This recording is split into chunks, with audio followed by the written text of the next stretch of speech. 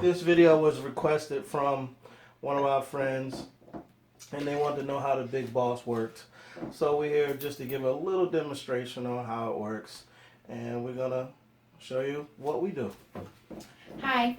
So our friends Stacy and Jonathan had one of these things when we went over their house last year sometime, and they explained how they were using this airless fryer. It helped them to make healthier meals. They could still have their fried chicken without all the flour and the oil. So we were interested, and they said they really liked it, so we requested one for Christmas from our parents. And my mom bought us this one. They sell them at a lot of places. You can get them on Groupon right now for like $80. Amazon has them. eBay has them. Walmart has them. So they're at a lot of different places. Everybody has different air fryers, but those are the places I've seen the Big Boss, which is what we have. And this is the key to everything here. This is the heat element and the temperature gauge, the timing. It's all right here. Flip it up again. It's lights in here. It's halogen lights in here, and that right there is a fan. So that will basically heats it up. And it came with an instructional book and a recipe book, but we haven't used it, so we wing it. People wing it, wings. So people may watch the video and say you're doing it wrong or whatever. It works for us. We've used it consistently since December. We rarely use our oven anymore because we've been using this thing. We love it. So we'll go ahead and make some chicken. We're not frying it. We're going to bake it today. And it comes with different tools. Yes. You can use this stuff if you want to. But so it comes with 3 different layers to cook with. You can use the lower layer, or you can double things up and put things on there, and it gives you the grill marks. And it also has this basket where you can put vegetables and things in there, shrimp, anything you want really. You can put your chicken in there if you want to, but we're not going to use this piece today. And we're not going to use this either. We're just going to use this one. And it just sits down in there and elevates the food so it's closer to the heating element. And then we're just going to... The closer the better. Excuse me. I wouldn't advise doing top level and bottom level because it still cooks it, but the light is directly not on the food. So when you take the top layer off, you still have to have the bottom to cook. So we prefer just doing the top. And then when we're done with the top, we'll just take the top food off, and then we'll just put more food on the top and then cook it from there. Sorry. So Ron marinated this chicken earlier, just in some salt and pepper, and then we have this apple marinade we used. So we're going to just put these all on there. Ron likes to use his hands. I'm not a big meat eater, and I don't like to touch meat with my hands. So I'm a little slower than he is with this because it grosses me out.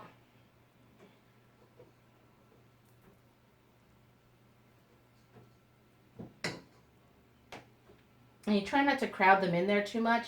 Being that we're not frying them, we're baking them, it's okay for them to touch a little bit. But if you were frying them, you wouldn't really want them touching too much because if you're using flour or panko or breadcrumbs or whatever you're using, it'll just, that part where they're touching might come out a little bit soggy. So you don't want them to really touch. We're going to put that in there. So all the chicken is arranged in one row there. And what we're going to do is we're going to cook this for 20 minutes or so. When the handle is up, that means it's not live. Once you put the handle down, is when That's when it starts to cook. Yeah. So we're going to plug this in. And like I said, we're going to cook this for about 20 minutes. 10 minutes on each side. It goes by really quickly. So we'll set the timer. I'm going to set it for, it's at 350. And I'll do for 10 minutes. And there it goes. So what you have to do is you figure out how you want it. So you basically want to set a time and then come back to it. You may not want to put it on 15, 20 minutes, leave it and come back. You may want to check up on it periodically, maybe every 2 minutes, every 5 minutes, because if you like what you see on the top, then you may want to flip your handle and then pull it up and then flip it on the other side. So you can't just leave it and then go away, then come back and thinking you have what you want. Because you do have to flip it over. I personally don't check back. I think 10 minutes is safe for just about any food. So unless it's like chicken breast, I'll do like 6 minutes for a chicken breast and flip it over because everyone has a habit of overcooking chicken breast. Thin meat. Because they they'll be dry. But since that's the only meat I eat, I pretty much know how I like it. So 6 or 7 minutes on one side, and then maybe 4, 5 minutes on the other side is usually enough for me. But with bone-in, skin-on chicken, 10 minutes on each side at 350 usually does it.